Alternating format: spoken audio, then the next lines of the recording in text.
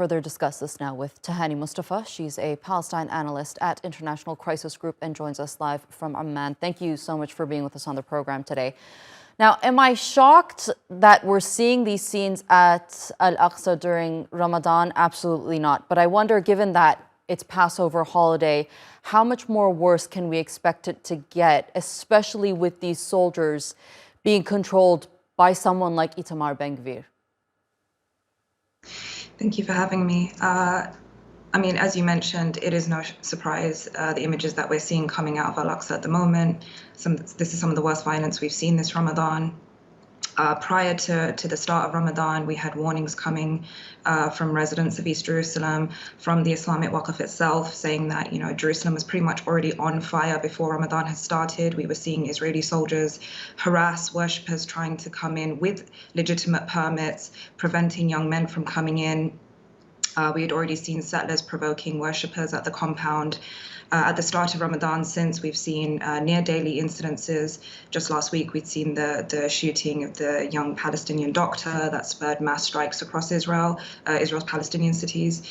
So it's really no surprise at all. And don't forget that Ben-Gvir is, he's a frontline minister who not only has a history of anti-Arab, anti-Muslim racist politics, but also he has been very much present in the past when it's come to flashpoints in Jerusalem, like in Sheikh Jarrah, for example. He is part of some of the kind of small movements that have been trying to pursue, sacrifices on the Temple Mount. He himself had tried one, in previous years. So it's really no surprise that at the helm of this, under the Israeli government, we're seeing the images that are coming out. This is very much reminiscent of May 2021 that sparked the cross-border conflict and the unity intifada that we saw across the territories. And again, it was exactly the same individuals from the Israeli side that were very much implicated in provoking the kind of reaction and pushback we saw.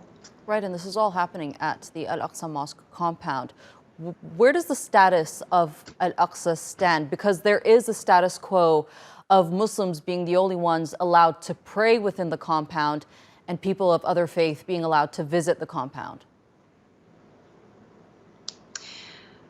It's a clear violation of the status quo, and that's, that has been something that Israel has been very much implicated in for the last, couple of years, especially, during Ramadan. This is a reoccurring pattern with Israeli governments.